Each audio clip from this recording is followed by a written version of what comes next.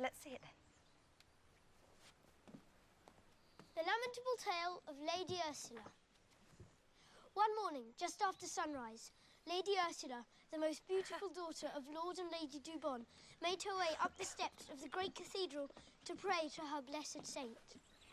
Suddenly, as she reached the cathedral doors, the gargoyle that guarded the sacred structure came to life and swooped down upon her. The people of the village all ran for safety, but Lady Ursula slipped on the cathedral steps and the gargoyle descended upon her, wrapping her in its huge wings and taking her high up into the spires of the cathedral. Go on, Peter.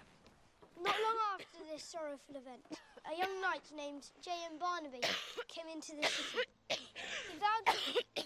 Sylvia, come on. Do you want some water? My brother... No, James. Back to the house. Go on.